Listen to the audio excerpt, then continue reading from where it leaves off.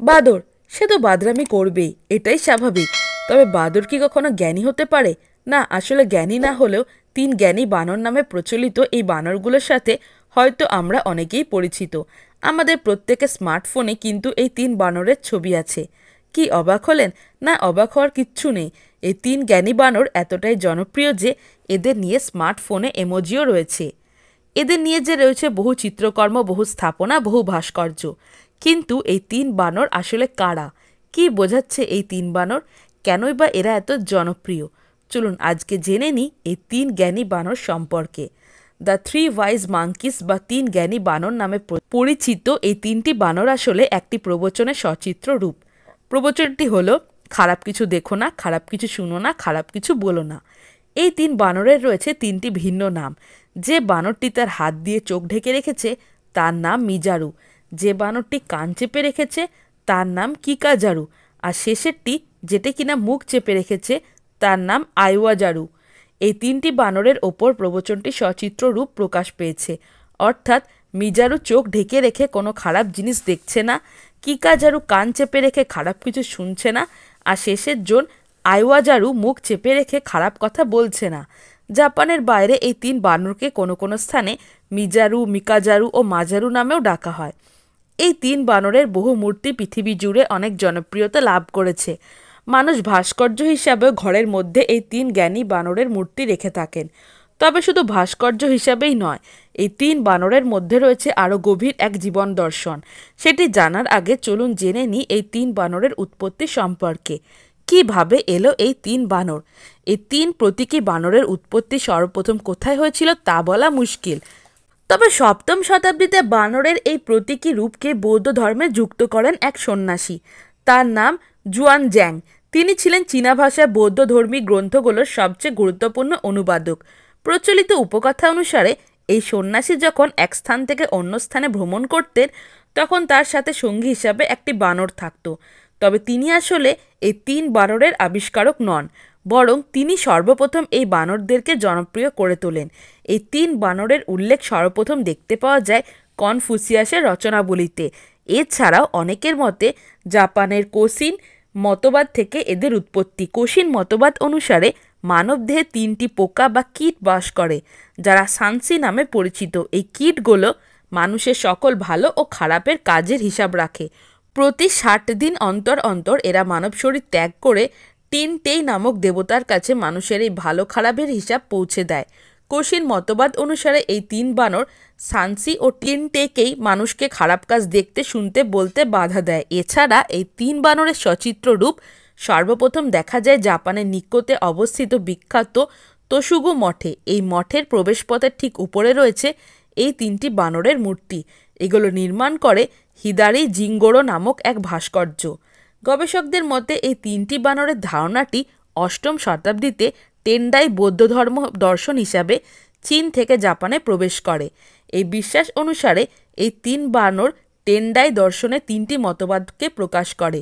এই মঠে মোট 8টি প্যানেল রয়েছে। তিন বানর এই 8টি প্যানেলের একটি অংশ। মঠের এই 8টি প্যানেল কনফুসিয়াসের আচরণের নিয়মাবলীকে উপস্থাপন করে। কনফুসিয়াসের রচনাবলীতে একটি অংশে রয়েছে সঙ্গতির বিপরীতে কোনো কিছু দেখো না, সঙ্গতির বিপরীতে কোনো কিছু শুনো না, সঙ্গতির বিপরীতে কোনো কিছু বলো না এবং সঙ্গতির বিপরীতে যায় এমন কোনো কিছু করো না। ধারণা করা হয় এই প্রবচনটির মূল রূপ যা জাপানে প্রবেশ করে সংক্ষেপিত হয়ে গেছে। মঠের প্যানেলের এই বানরগুলোকে ম্যাকাও প্রজাতির বানর, যা জাপানের একটা বিখ্যাত বাঁদর প্রজাতিকে বলা হয়। বানরগুলোর নামের উৎপত্তি হিসেবে ধারণা করা হয় মূলত মজা করেই বানরগুলো এমন নাম রাখা হয়েছিল। বানর তিনটির প্রত্যেকের নামের শেষে জারু শব্দটি রয়েছে, যা জাপানি শব্দ সারু এর বিবর্তিত রূপ। জাপানি ভাষায় সারু বানরকে নির্দেশ করে। এছাড়াও সারুর আরেকটি অর্থ হলো দূর হও, বা যা খারাপ কিছুকে উদ্দেশ্য করে বোঝানো হয়েছে। একত্রিতভাবে এই তিন বানরকে জাপানি ভাষায় সামবিকি সারু নামে ডাকা হয়, যার অর্থ তিন রহস্যময় বানর। কোথাও কোথাও এই তিনটি বানরের পাশে চতুর্থ আরেকটি বানরকেও দেখা যায়, যার নাম সিজারু, তবে যেটি কিনা তার হাত দিয়ে পেট কিংবা নিম্নাঙ্গ ঢেকে রাখে। এই বানরটি খারাপ কিছু করো না এই ধারণাটি উপস্থাপন করে। তবে গবেষকদের মতে বিভিন্ন স্মারক নির্মাতা প্রতিষ্ঠানগুলো বাণিজ্যিকভাবে লাভবান হওয়ার জন্য পরবর্তীতে এই চতুর্থী বানরটিকে যোগ করেছেন। বানর তিনটির উৎপত্তি সম্পর্কে কিছু তো জানা হলো, এবার চলুন জেনে নিই এই বানর তিনটি কোন গভীর জীবন দর্শনকে প্রকাশ করে। কি বোঝাতে চায় এই জ্ঞানী তিন বাদর? তিন জ্ঞানী বাদরের এই প্রতীকী রূপ মূলত সিন্ত ও কশিন ধর্মানুসারে মানব জীবন দর্শনকে প্রকাশ করে। তবে ইতিহাসবিদদের মতে প্রায় 500 বছর পুরনো এই প্রতীকটি সহজ তিনটি নির্দেশনা দিচ্ছে, আর তা হলো খারাপ কিছু দেখো না, শুনো না এবং বলো না।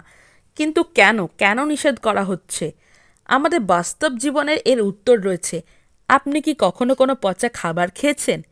আমরা যখন কোনো পচা বা নষ্ট খাবার খাই, আমাদের শরীরে প্রথমে এটিকে হজম করে, ফলে আমরা অসুস্থ হয়ে পড়ি। এই অসুস্থতা কাটিয়ে উঠতে এই পচা খাবার যত দ্রুত সম্ভব আমাদের শরীরের যে কোনো উপায় বের করে দেওয়ার চেষ্টা করে। এই দর্শন অনুসারে খারাপ কোনো কিছু ঠিক পচা খাবারের মতো কাজ করে। আমরা যখন কোনো কিছু খারাপ জিনিস দেখি, তখন তার কিছু অংশ আমাদের মধ্যে নিজেদের মধ্যে প্রবেশ করে, ফলে এর নেতিবাচক প্রভাব আমাদের ওপর পড়ে এবং কোনো না কোনোভাবে আমরা এই খারাপ নেতিবাচক প্রভাবের একটি নেতিবাচক বহিঃপ্রকাশ ঘটায়। এই দর্শনের বাস্তব রূপ আমরা কিন্তু প্রতিনিয়ত দেখতে পাচ্ছি।